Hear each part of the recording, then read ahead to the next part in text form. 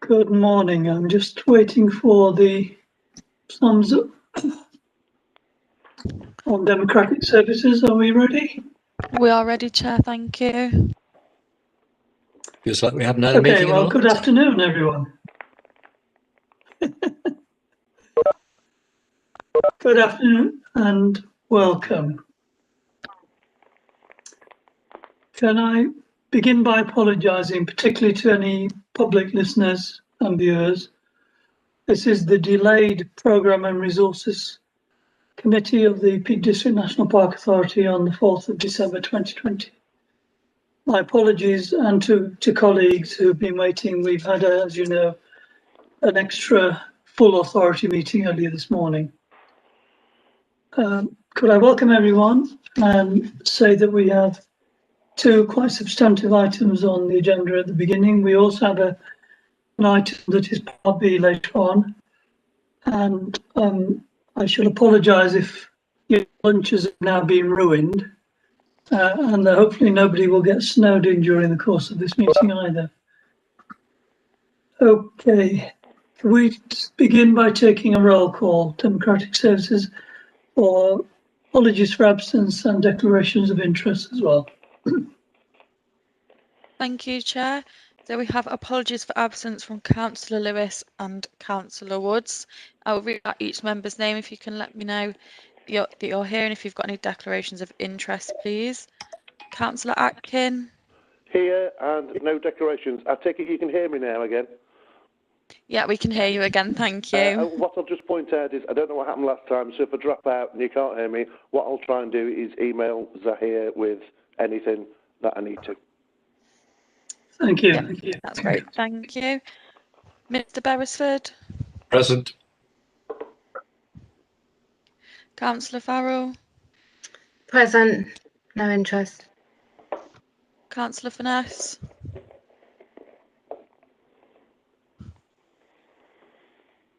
Councillor Finesse.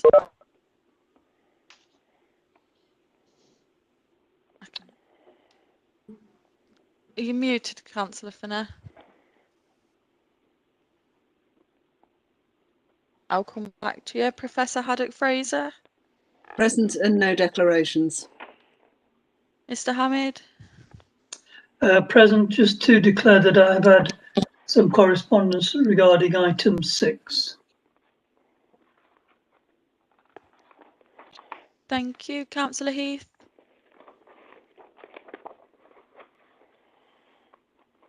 Councillor Heath.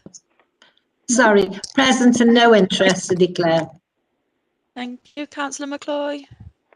Present, no interest to declare. Councillor McLaren. Present, no interest to declare. Councillor Priestley. Present and no interest to declare. Councillor Tappin. Present, no interest to declare. Councillor Walker. Present, interests to declare. Councillor Waller. Present, no interest to declare, thank you. Ms. Witter. Present, no declaration. Thank you, and I'll just check Councillor S. No, that's everybody, Chair. Thank you. Thank you very much.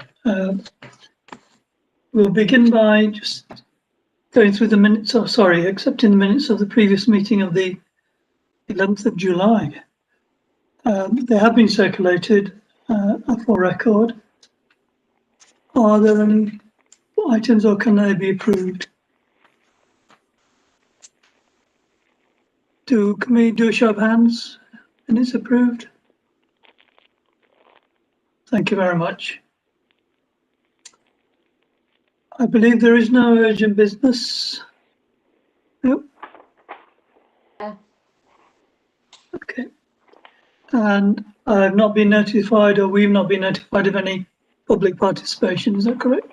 No, non-chair. Okay.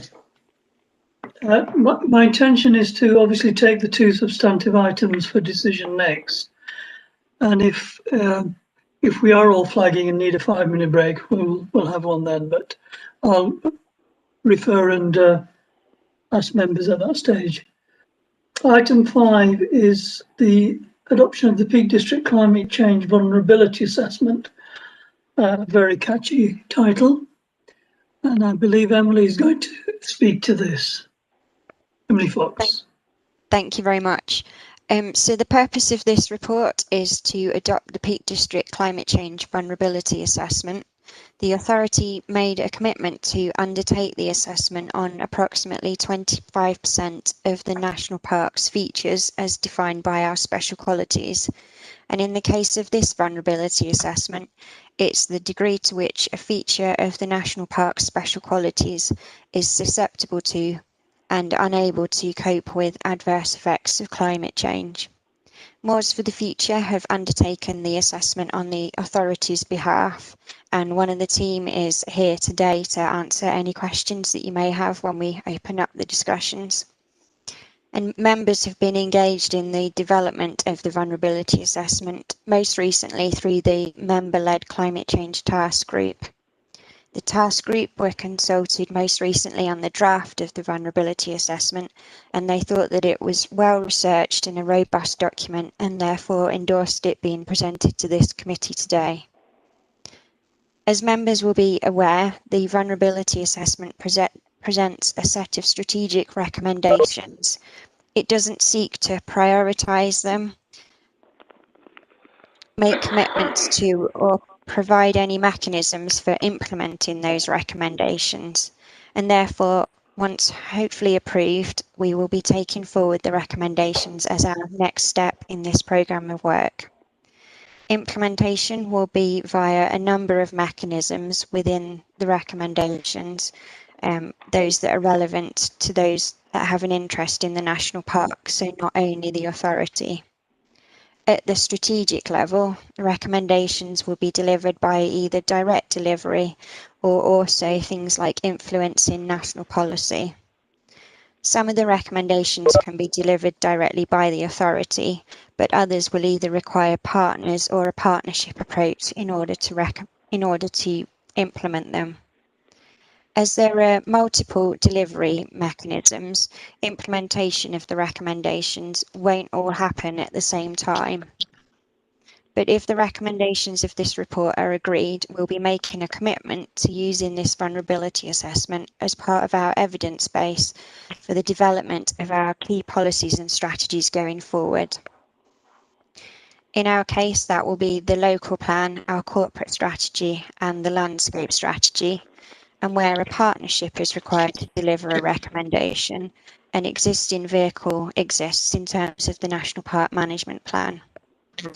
Finally, in terms of the financial implications for the authority, these will come forward through the delivery mechanisms, therefore through the National Park Management Plan, the corporate strategy, local plan, or landscape strategy. And the costs of implementing the recommendations will be seen via the corporate strategy, and appropriate approvals will be sought from members at that point. The member-led Climate Change Task Group will be kept up to date with progress in implementing the recommendations. And in conclusion, this report has 3 recommendations for you to consider. Thank you.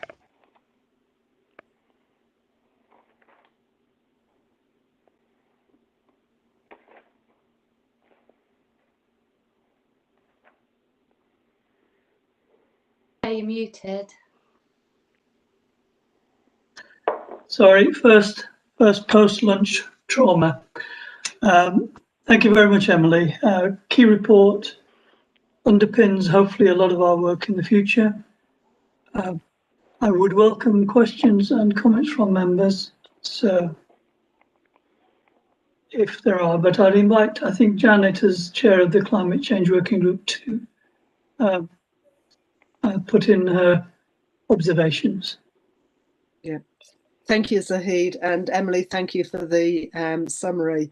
Yeah, the Climate Change Working Group, we did review this document in some detail.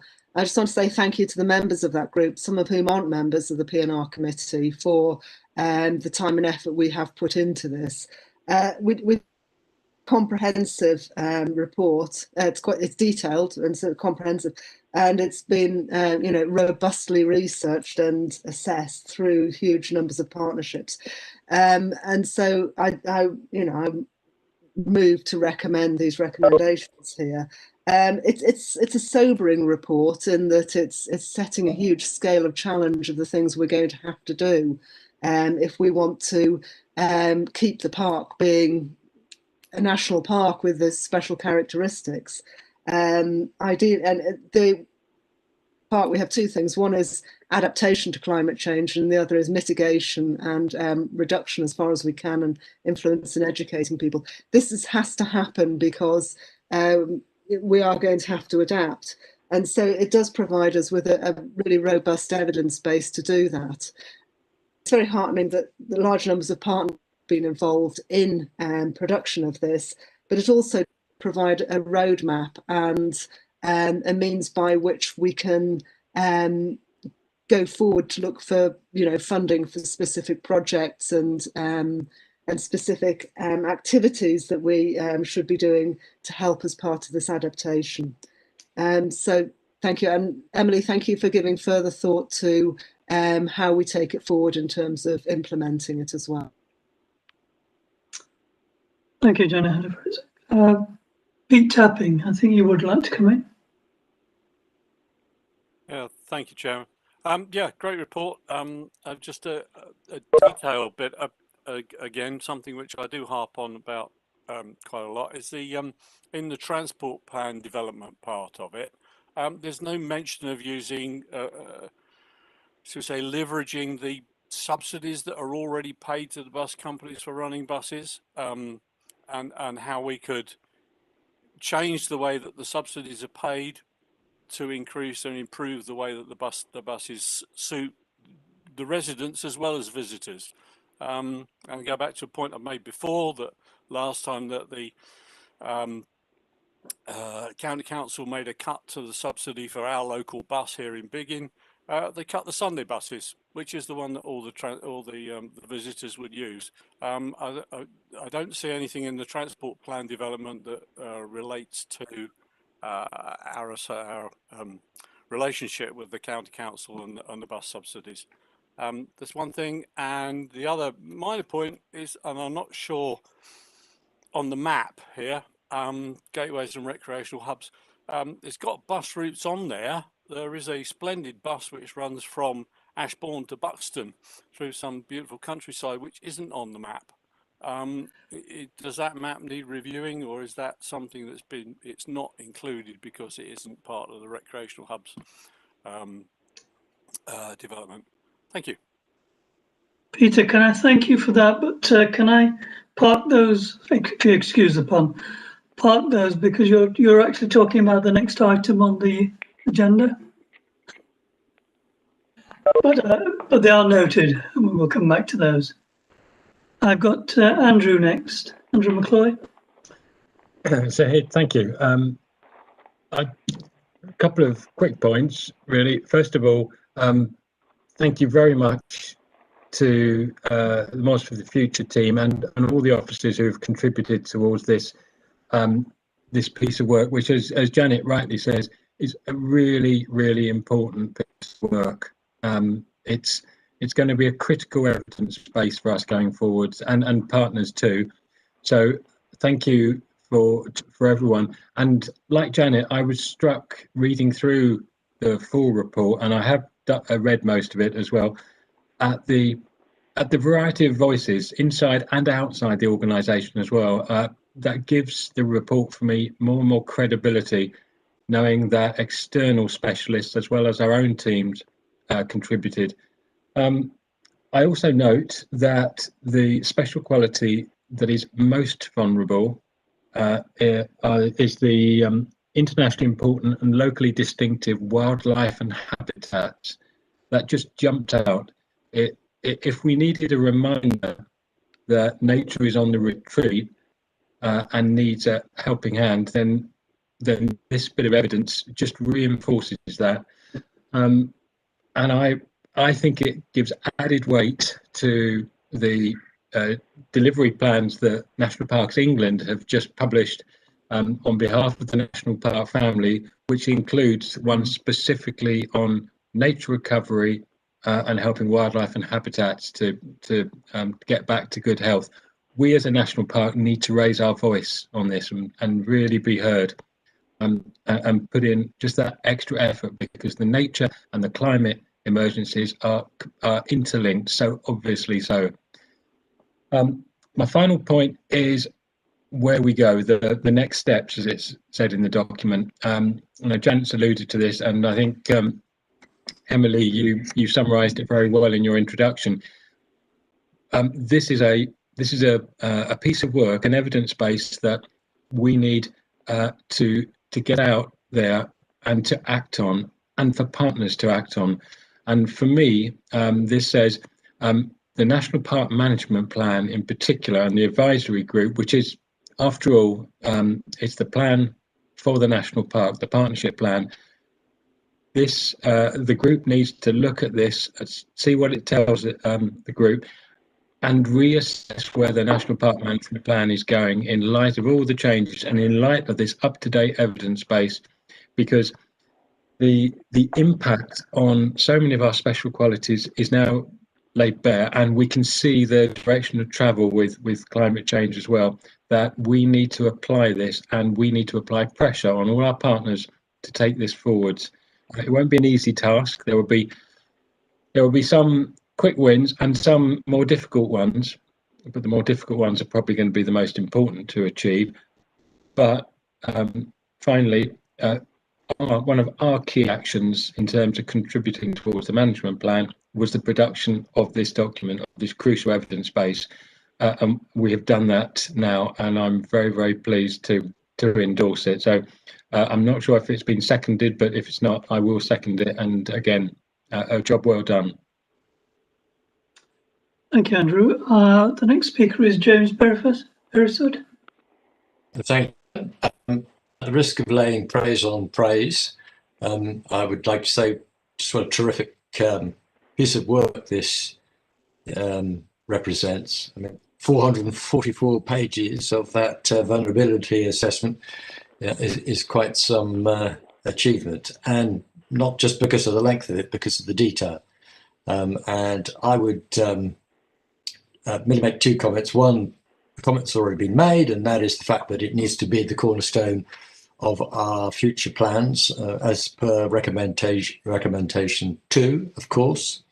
And I think, even though, this is my second point, even though this will be a document that should inspire all those interested parties within the Peak District National Park and beyond, this will require even further prioritisation, because there's so much to do here. I'm not saying we shouldn't tackle everything that we can, but clearly we're going to have to surface some of the big ticket items at an early stage to make sure that those crucial ones don't get lost in the many priorities that are contained within that assessment. But hey, huge congratulations. That's a wonderful piece of work and a good report. Thank you, James. Would anybody else like to speak? I've just had a quick... Sorry, Janet. Thank you, and it's good to see it being endorsed by everybody. Can I just ask Emily, in terms of actual tangible next scales, we've talked about strategies and management plans and partners. If we endorse this and approve the recommendations today, over the next 3 months and 6 months on this? Yep, that's fine. So I think there's some next steps in terms of actually getting the document into a presentation style that's going to be easier to share both internally and externally. So that's our first next step, just to make it easier to navigate your way through it rather than it being a Word document, for example. And then after that, I think it's about raising its profile internally and externally and taking the opportunities as and when we can, so that if we are having a meeting with a partner, for example, that we draw in the recommendations that are relevant to them and make them aware and highlight them to them.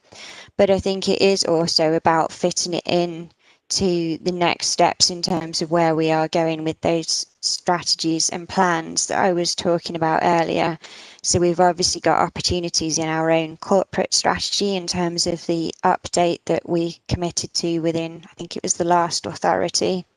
And for the management plan as well, the delivery element of that isn't static. We've always updated that on an annual basis. So I think we'd look to draw in what we can on that annual basis. And going forwards, it's likely that come April of next year that we will start to think about the next management plan. So at that point, we'll be able to draw in all of this information into the actual strategy element of that document, as well as into the actual delivery plan element of it. And then finally, in terms of the local plan, it will already be drawing in over the next few months in terms of the evidence base for the next review of that plan. Hopefully that answers your question. It's very helpful. Thank you, Emily. Okay, and Andrew, you'd like to come back? Very briefly, Chair, just sort of to echo just Janet's point, I think we need to, we don't want to hide this, this detailed, extremely useful and forward-looking report under the cushion or on a shelf somewhere. We need to, I'm not saying we need a comms plan, but I'm sort of saying that. I think we need to make it clear that, you know, we have taken a big stride forward in understanding the impact of climate change on our national park. And I think there's an audience, there'll be a receptiveness if we share that message out there, and not just with the specialists, not just with the plan makers as well, but a wider public audience. And I would encourage officers to think more broadly when it comes to publicising, promoting this document. Thank you very much, Andrew. Can I just follow on from that and ask Sarah, really, is this approach being taken by all national parks? Is there a consistency across the country, or is this as a Peak District just doing it ourselves? Emily might have some indication of that, Zahid, but I think it's not consistently adopted across all national parks. However, this could be an approach that others could take. I mean, we have just launched yesterday a climate change delivery plan from National Parks England, so it will be worthwhile looking at sharing across national parks. And there is an officers working group on this, which I think Emily sits on, so Emily might be able to say more. As far as I'm aware, we are the first national park to do one on the special qualities of the national park rather than doing it in any other way. So I think that we are pioneering in that sense, and I think Sarah's right. I think sharing it with others, so I sit on the National Parks England Climate Change Group, so sharing it with them I think would be helpful. Are there any other questions? I think the other point that Andrew has raised, which is critical, is this is not just technical, and sorry, this is more than just a technical exercise, far more important. And the challenge for all of us, officers included and members, is how would you explain this to your grandmother? That's the challenge. What's the language? What's the graphics? Because if we can take this to the public in its widest sense, not just the technicians, then I think it's a task that's worth embarking on. So if we can let marketing have a look at it. it would be worthwhile. Are there any other comments? If there are no comments, none indicated, the recommendations which are on page 9 of the document have been moved and seconded. Have they been? Yes, Andrew seconded them. Could I ask Democratic Services then to take a vote, please? Thank you, Chair. I'll just read out everyone's names. If you could let me know if you're voting for, against or abstaining approval of the recommendations of item 5, please. Councillor Atkin. For. Mr Beresford. For. Councillor Farrell. For. Professor Haddock-Fraser. For. Mr Hamid. For. Councillor Heath. For. Councillor McCloy. For. Councillor McLaren. For. Councillor Priestley. For. Councillor Tappin. For. Councillor Walker. For. Councillor Waller. For. Ms Witter. For. That vote's carried unanimously, Chair. Thank you. Thank you, members. Thank you, Emily. We move on to the other substantive paper today, which is Visitor Management and Recreation Hubs Programme. I believe, Andrew, you're going to speak to this first? Adrian Zahid. Sorry, yes. Adrian. Sorry. That's no problem. I need some coffee, I think. No problem, Chair. No problem. Yes. Good afternoon, everyone. I will just, Ruth, I think there's a few slides, just 3 slides to share by way of to help the introduction. Thank you. Whilst those are loading, I'd just like to acknowledge my colleagues who have we've worked together on this paper. That's Brian Taylor, who's on the call with us, Emma Stone, and John Scott. So this is very much kind of a one-team approach across the organisation. So I just want to make 3 points by way of introduction. I'll take the paper as read. I think the first point is that it's become very clear to us that visitor management and sustainable transport are now really 2 sides of the same coin. We feel that the time is right, that they should be much more closely connected in terms of delivery, in terms of action. In particular, as over the past summer, how visitors travel into the park, and indeed not just visitors but residents also travel around the park to enjoy the special qualities and the various attractions, whether it's cultural heritage or the natural environment. It is part of their experience, and it's not only good for the environment, but it's good for the visitor and residents. So the first point is that we're recommending to members is to consider integrating all the good work that Brian and John are doing around transport policy and transport delivery into alongside the visitor management capability. Second slide, please, Ruth.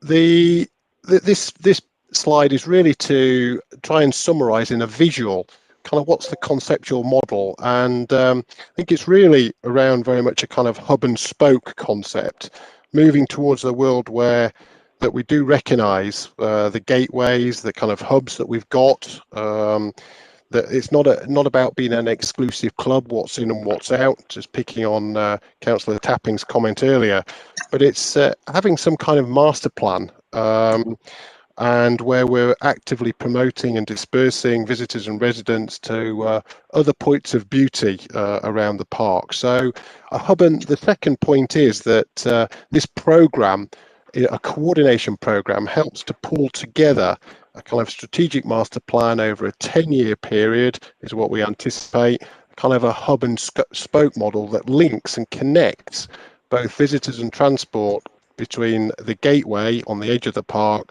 the hub, recognised hubs within the park, and the attractions around the park. Thank you, Ruth. And on to the final slide. And the third point is, well, we're already doing it. This isn't a new programme. It is multifaceted, and it is by its nature complicated with a lot of stakeholder views. But so reinforcing that the benefits of this approach is it's very much giving a focus to doing a few things better. It's very much being able to paint a narrative and a picture to, as you say, Chair, influence your grandmother as well as influence key stakeholders in government. So particularly with the work that Sarah's doing with Derbyshire about elevating and highlighting lack of funding in leisure transport and how that's vital to the rural economy, tourist economy, and how to join that up with the visitor management operational messaging, particularly around Peak District Proud. So there are a lot of interrelationships and linkages, and that's why it's attractive to bring it together in and coordinate action in an overall program. And one of the items that the paper does seek members steer on is actually whether this could be strengthened through the National Park Management Plan Advisory Group, because essentially it's the same delivery partners who are turning up to very similar meetings, and it would give it that it would give it a more strategic look and feel if perhaps it was coordinated at that level. So something to consider for the next iteration of the plan and the associated governance. So the three key points is visitor management and transport are two sides of the same coin. It's about better connectivity, a kind of hub and spoke model in the context of a master plan, and we're already doing it, but it's how we can do it better to deliver for our visitors and residents to have a thriving rural economy and thriving local communities. Thank you, Chair. Over to members for questions. Thank you very much, Adrian.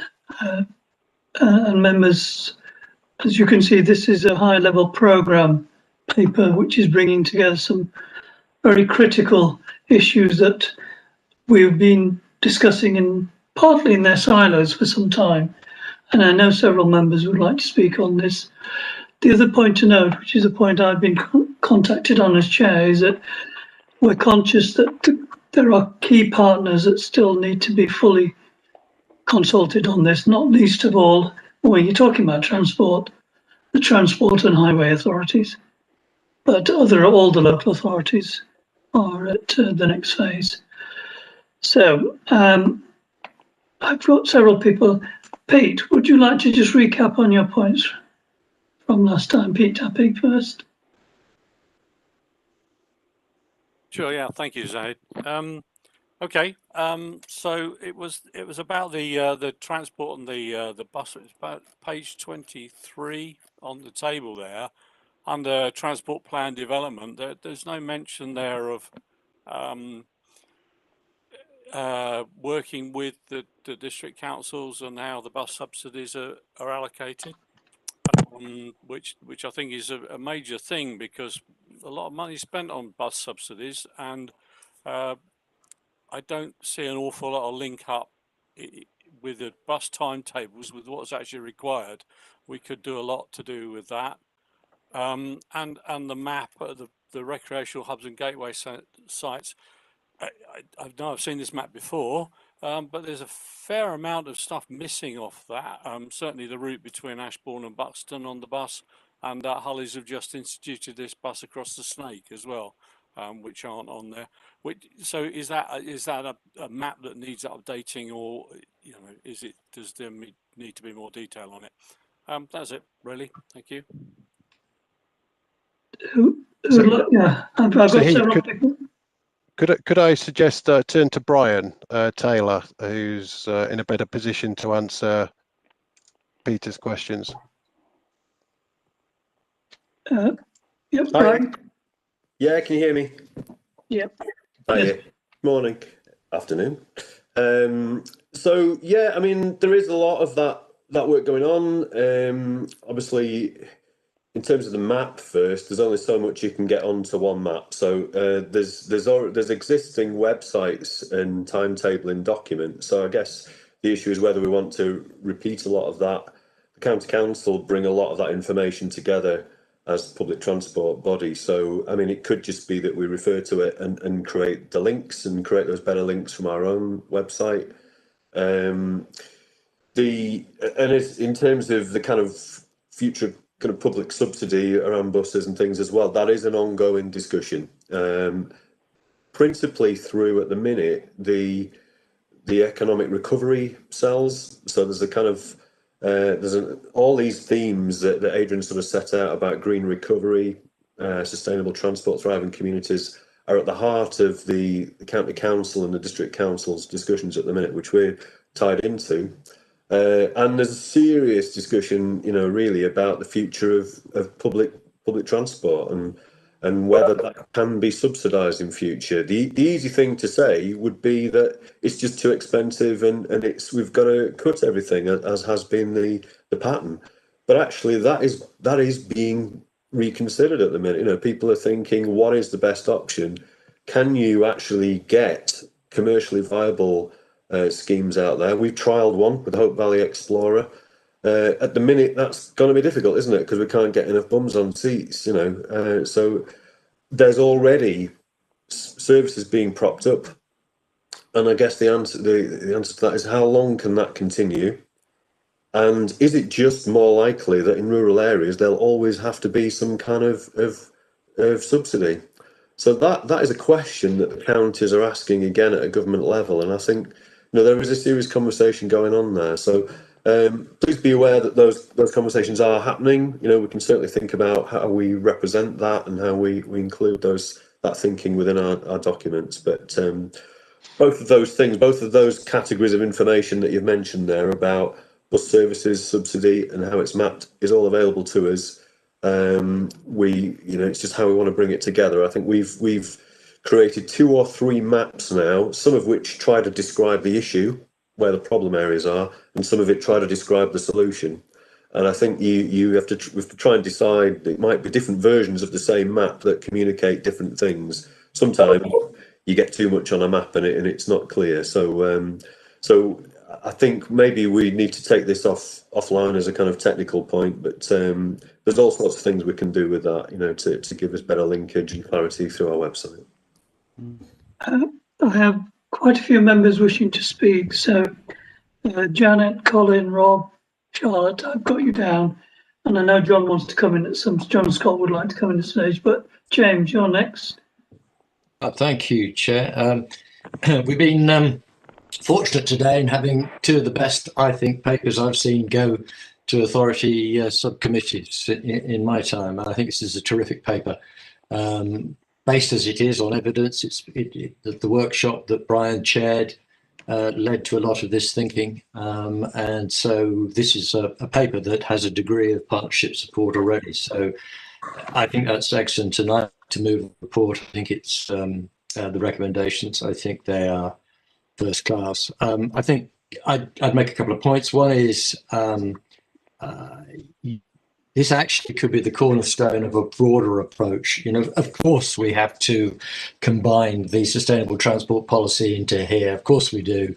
But I think actually all the work that Adrian has outlined in this report would indicate that the arms are open to take in a broader approach to recreation, and everything we do for recreation and engagement could find their roots in this particular report. And, I would merely encourage officers to think more collaboratively, even than they already have done, about all our approach to engagement. And maybe we've got a recreation strategy here. I don't want to overburden anybody with another strategy because all that work's in place. But this is the first time I think I've seen anything so comprehensive in terms of our approach to engagement, recreation, and access being key. So nothing but praise, really. I am concerned of our ability to do this. And yes, of course, the management plan group are a good group to take this forward, and it's rather like the previous report, it's everybody's job. We've got to get other partners on board to make sure that this happens, from the bus companies to the local authorities to whomever. But the report does say, and the appendices do point out, that there is a lack of capacity in the organisation and a lack of funding because of our situation to actually do this. So, Chairman, I think we really have to be so careful about setting ourselves up for a high aspiration that we can't deliver. we have to prioritise, like the previous report, we have to prioritise. And like the previous report, we can't not do this. We can't. We have to do this. In terms of taking it forward, as Emily said, for the previous paper, it needs to find its way as a key component of the corporate strategy, the management plan, etc., etc. But congratulations, this is a very, very good report. Thank you, James. Charlotte Farrell.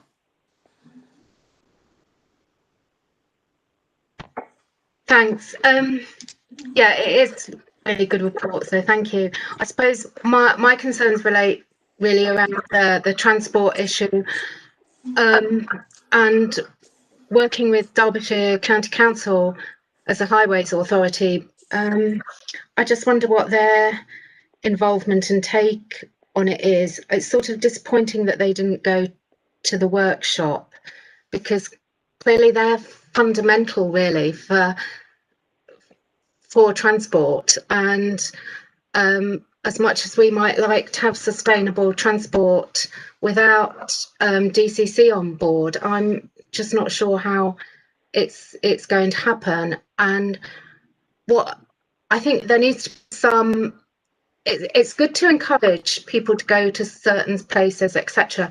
But I think without a degree of disincentivizing people, can't say it, that's just not going to happen. I mean, I see in the Hope Valley, which is really accessible, obviously, to Sheffield, and it's got trains and buses, and it's cyclable from Sheffield. You know, you can easily cycle it, but the weekends, the roads around here are completely, absolutely chock-a-block. Mountain rescue can't get round.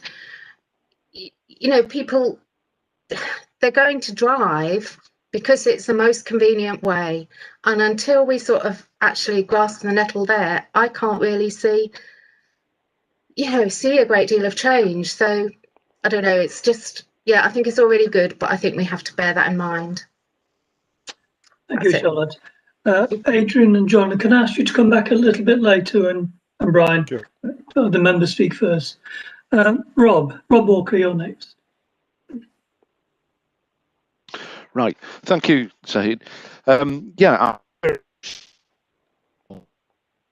like the idea of developing hubs and gateways into the park. I think there's a really important link between this report and our last item looking at climate change, because if we're going to encourage more people to use the park for recreational purposes, it's absolutely vital that we reduce their environmental footprint when they're doing so. I think a number of speakers have already stressed the importance of developing strong partnerships as the key to delivering this. The Peak Park alone are not going to be able to do this. And I think that is pushing at an open door, because I think, certainly from my local authority perspective, from the north end of the park, from the Kirklees area, looking at this kind of issue about sustainable transport, but also active transport as well, that is very high on our agenda. We're extremely keen to encourage people to use the countryside, but to do it in a manner which is not causing huge problems in terms of carbon footprint, but also the kind of issues that have been addressed about the congestion of roads. I think Adrian on his initial slide had a slide of a road blocked in the Home Firth area, so that services like the fire brigade were unable to use it. So I think it's really important that the links are made and developed with local authorities, all the local authorities, both in and outside on the fringes of the park, but also, as well as the bus companies that have been mentioned, organisations like the rail companies, and of course national government as well. I've been involved as the chair of a local rail users group for probably a decade, looking at trying to improve stations, and those are both on the Yorkshire side of the Pennines, but also into the Oldham and Thames side authorities as well. And I think it's really important that we make our representations at that level to encourage the stations to be developed as gateways for people from the major urban conurbations to the north of the park to access the park. Yeah, so very much supportive of this, and I hope that those links with all these other groups can be developed so that there is an opportunity really to make this happen. Yeah, okay, thank you. Thank you, Rob. Colin McLaren. Thank you, Chair. Well, I would like to follow Rob's comments, really, because he's touched on some of the things that I would like to say. But I think this is an important report, probably very significant in its context, etc. But it does talk about, and we need to emphasise that despite the financial difficulties that we are facing, the pain that we've been experiencing this morning is shared by every local authority that is represented on this local authority. Oldham have lost 200 million in 10 years, and you are faced with these kind of reorganisational problems. You have perhaps now reached the point where it will be occurring on an ongoing basis, as it were, not just once, but it'll be repeating regularly over the coming years.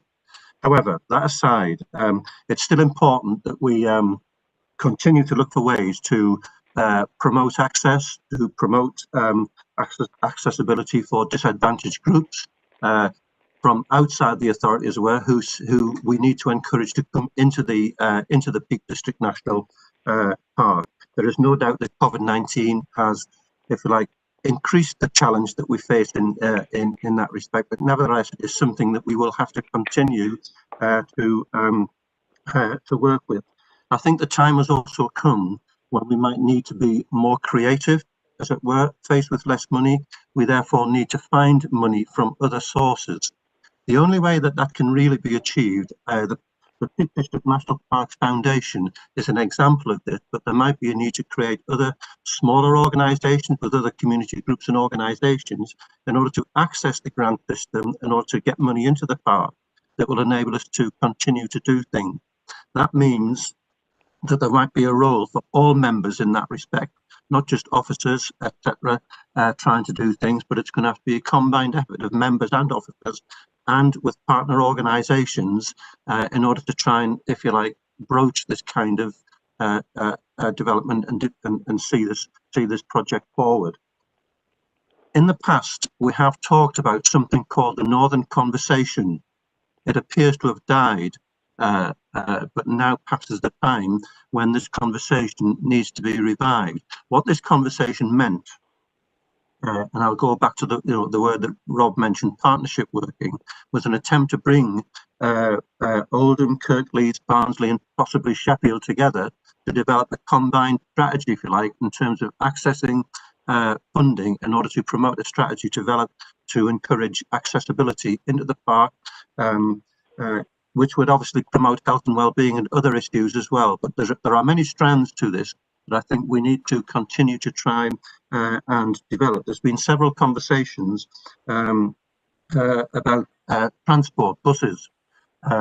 Deregulation, as it were, is a significant factor in this conversation, and I think there are attempts being made, if you like, to re-regulate transport in order to ensure it has a more cohesive approach, that it links to the rail transport, etc., and back to the question of hubs and so forth, so that there are, if you like, focal points that we can work from in order to create those access routes into the park and so forth. Rob mentioned rail transport in his sortie into Tameside and Oldham. I can tell him that I am working very hard on Greenfield Station, which I'm sure you are familiar with, and which is very difficult to access, particularly for disabled, etc.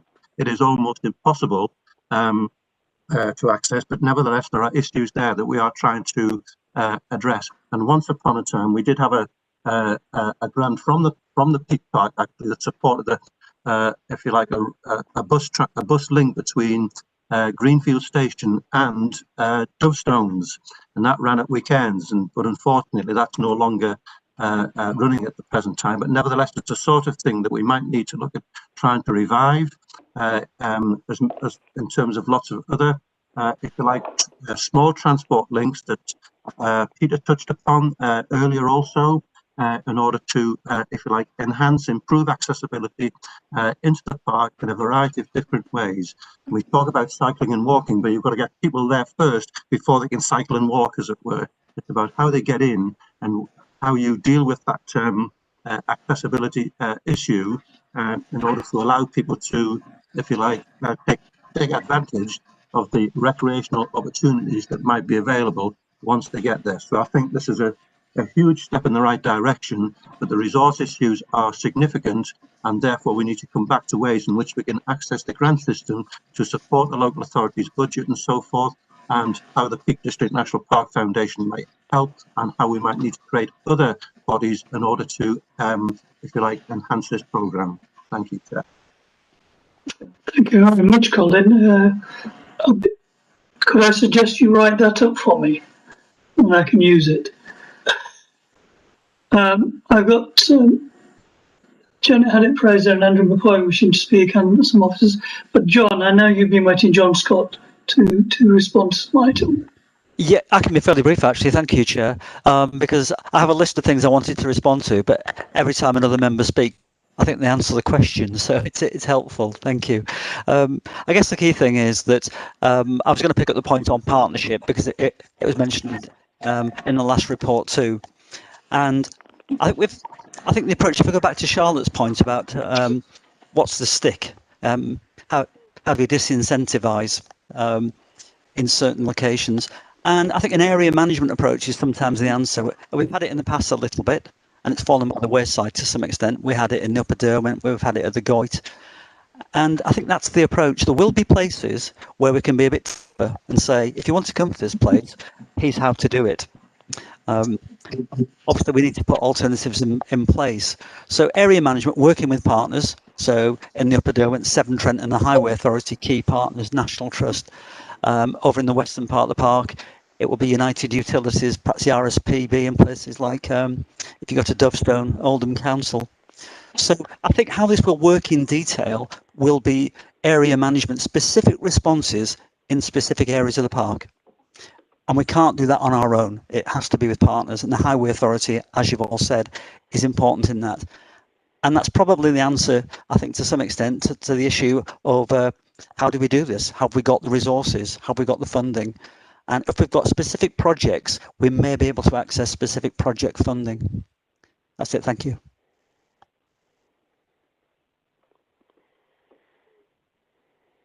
I didn't realise I'd muted myself. I do apologise. Janet Haddock-Fraser. With James, can I congratulate Adrian, John, Emma and Brian on this report? It's a really excellent report, and it's very clear, and I fully support the principles of it. And it's the way to go, and it's great we've now got a frame of reference for this. I agree that putting transport in with visitor management is a very sensible and logical thing to do. I think it's where many of the problems in the park are. I mean, we have residents, we have commercial activity as well, but I think it's a huge problem. So having it there as part of the visitor management is absolutely essential. It also gives us an opportunity to ride on the back of influencing visitors about climate change, and also the adaptation work on climate change we've just been talking about.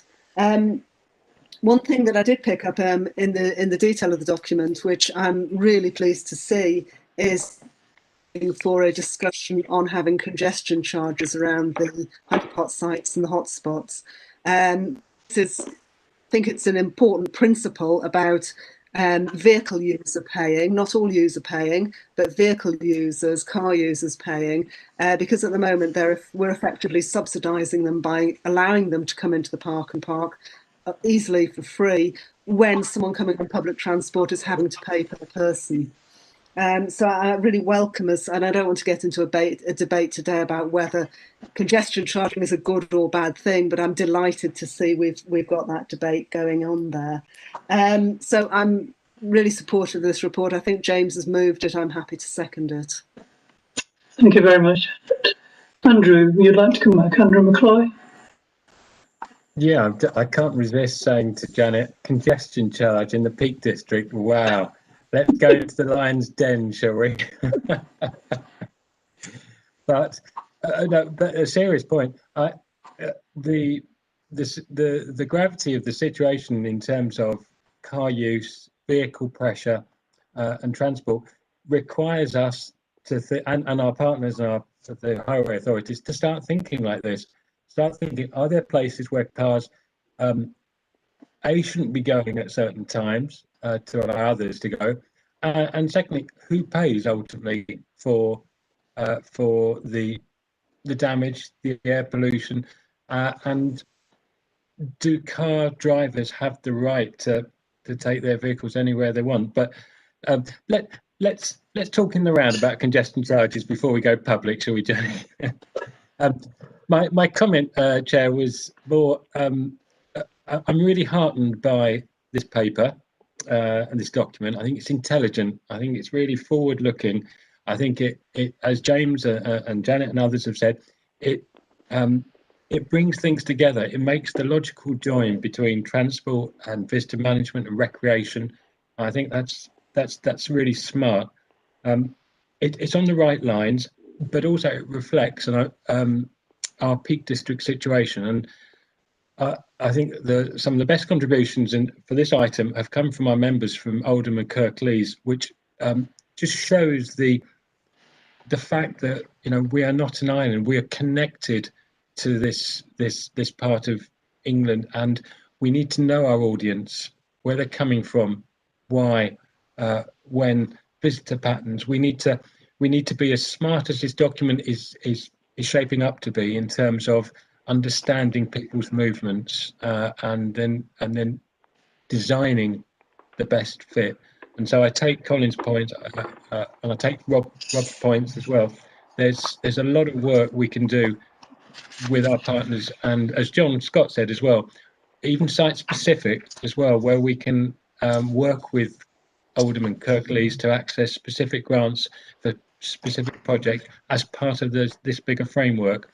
So I'm really enthused by this, and I'm also mindful that where we're going as a national park family, which is to encourage more participation and enjoyment by underrepresented groups, disadvantaged groups. So not just more visitors, new audience, but let's think about who our target audience is and how we can best reach them. But as others have said, Chair, really smart move with this document. Thank you very much, Andrew. Before Brian, Adrian, I know you want to come back, but I've got Charlotte wanting to come back. Charlotte Farrell. It was only a quick thing. Just, I think the risk is of if like we did as John Scott suggests, and sort of charge for specific areas or something like that, that just pushes the congestion onto somewhere else. I think that's something we'd have to be a bit mindful of. And obviously, I'm totally with a congestion charge for everybody, people who live here as well. Yeah, if I just make the point, if you don't mind interrupting there, it may not be charging necessarily. If you think about what happened in what happens in the Upper Derwent, it's easy there because of the geography. It's a cul-de-sac, and to some extent, the Goyt Valley is, in a way.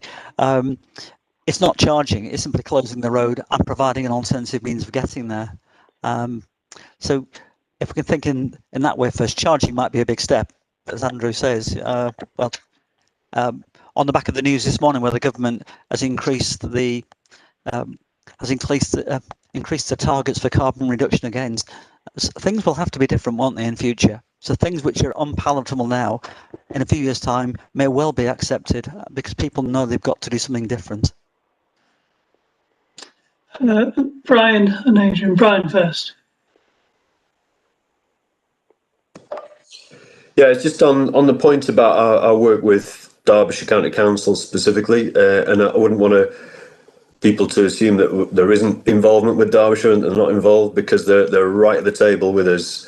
In fact, we're doing joint work to develop papers, visions, and a piece really that could be taken to the MPs to get the political support for this. So, except if it hasn't come through in the paperwork, that's an omission really, because I mean, if and you're aware of the issues we have with resourcing and leadership going forward, Derbyshire will be one of the lead bodies in this issue for us going forward, and are already generating projects as part of that mix going forward. So I think when you piece it together, we're not the highway authority, we wouldn't control the road, we wouldn't put public transport on, we don't do road maintenance, but that fit together. Glover, in his report was looking for a best fit, wasn't he? Where is the best balance of powers? How is the best management achieved? And we think it's together.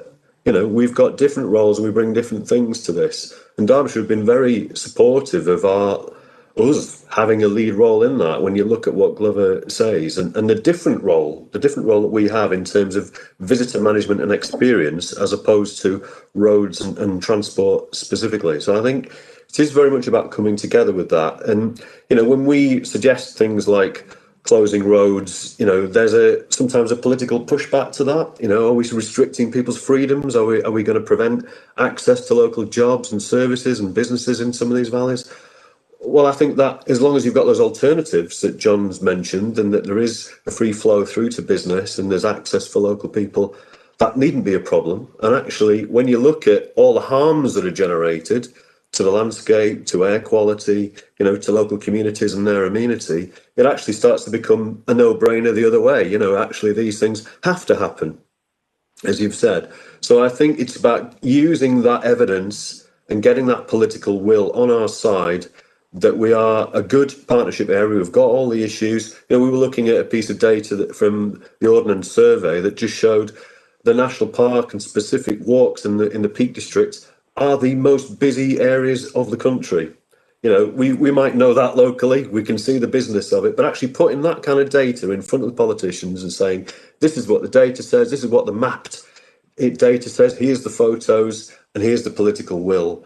I think we've got a strong place to go with that. But as I say, there's a lot of things happening, through joint vision type statements, and me preparing a slide deck for Sarah so she can go to an All Parks parliamentary group in the next few days, that will be done in partnership. Sarah will be joining the director, Tim Gregory, at Derbyshire County Council on that. It will be a joint effort. And that's about us saying we are ready to demonstrate, how we can deliver sustainable travel in this area. And if we can get a right package of things together, then we want to see that rolled out to Dovestone and to Holmfirth and to Leek and, every part of the national park as well. And we can understand how those models work. So, there's a lot going for us, but I think we've just got to keep going now. We've got some clarity through these definitions to work from. Thank you. Thank you, Brian. I've got a couple more speakers. I've got Pete tapping to come, but Adrian before that, and then I want to try and wrap this up. Adrian, did you want to come back? Thank you, Chair. Yeah, just briefly, I'd first of all like to thank you for the engagement and the comments. Really helpful, and we will obviously take them on board and reflect that in another iteration on the documentation. And I hear what the risks and issues are, but what I come back to and what motivates me particularly is that actually, if not us, who, around these real issues? I feel really strongly we've got the right skills, the expertise, and the relationships. Yes, of course, we can always do more, better, faster, or more faster. But we also have, even after the changes, we're going to end up with still £6 million, which is a lot of money, which, as others have alluded to, we're always looking for match and to augment with other opportunities through the private sector. So I think with the skills and expertise that going forward in a new organisation, a real difference can be made, and there's nobody better, in my view, that could do that. Thank you, Chair. Pete tapping. Thanks, Zahid. just to add some weight to what Brian was saying about going forward to government, some of you will have seen this before. It's a 20-year-old pamphlet produced by the Peak Park about traffic management and transport. It's got 2,000 on it. And just to follow up on the charging thing, on the back page, it says Derbyshire County Council Highways Authority has suggested a scheme to reduce cars in the area at the busiest times. Charging for access to the Upper Derwent Valley would generate revenue, blah, blah, blah. So it's nothing new. And I think if that could add any weight to going forward to the powers that be, I've got a copy here if anybody wants it. Thank you very much. I thank you very much, all of you, for an excellent discussion. I believe the recommendations which are in the paper, and as I said at the beginning, this is broad programme. It is aspirational, as James has pointed out. It mustn't just be aspirational; it must also be achievable. And we know it means other people must take up some leadership roles on parts of it as well. It has been moved and seconded. Are there any other comments? If not, can I ask Democratic Services to a vote, please? Thank you, Chair.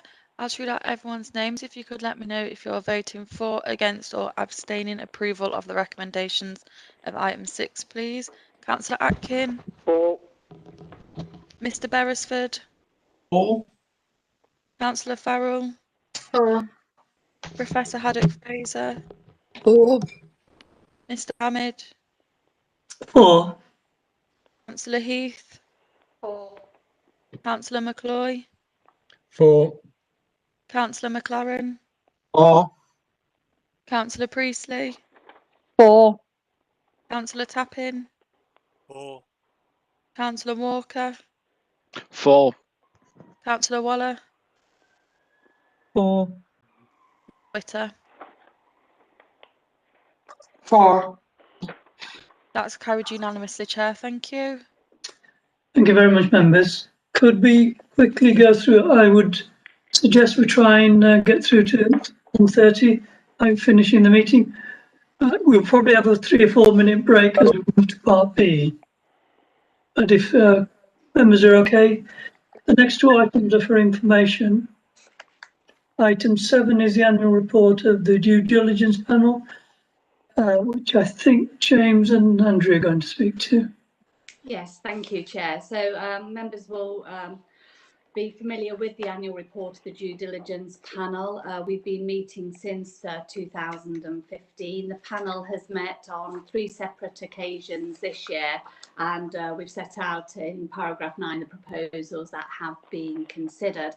Just to give you a bit more of an update, in relation to the offer from the British Mountaineering Council, the target that they were hoping to raise was £25,000, and despite the circumstances we find ourselves in, they are still hopeful that over the 12-month period they will be able to hit that target. You'll be aware in relation to the funding towards the Great Ridge footpath restoration scheme, that was originally proposed for £40,000, but due to the pandemic the amount actually provided is going to be more in the region of £8,000, which has been greatly received by the authority. But I thought it was just useful to kind of bring you a little bit more information in relation to those and how they progress for the authority. I've got Mr Beresford. James is a member on the due diligence panel, so I don't know whether or not it would be useful for members to hear a little bit from James about it, but I'm more than happy to answer any questions from members. But as the Chair says, the report is for noting purposes. Well, I might just add to that. I think the report's pretty clear in the sort of projects that we've been looking at. All I would say is that I think it's a very, very good process insofar as it allows us to take a proper and considered approach to the funding we might attract, particularly in terms of reputational damage and so on and so forth. So I found the process quite detailed, but that said, rightly so. So congratulations to Andrea again on a process that keeps us, in my view, squeaky clean. Thank you. Okay, this item is for noting, and the recommendations are noted. I don't think we need to formally vote on it, we just note it. Okay, if there are no other comments, we'll also note. Sorry, Chair, I just normally just a general assent of the meeting and a show of hands will do. Hands up, please, members. Okay, I think most members had their natural hands there. Item 8 is also for noting, and can we thank again the work of the Climate Change Task Group, who during the pandemic have managed to meet 3 times. They're obviously very keen. It's obviously the chair's fault. And for the essential work they're doing. So again, these are for noting for minutes, I think. There are no recommendations, it is just for note. Yep. Okay. We do need to formally move, have a mover to move us into part B, is that correct? Yes, Chair, if you can have a mover and seconder to move us into part B. And to move seconder, please. Yeah. Okay, thank you. All those in favour of moving to part B?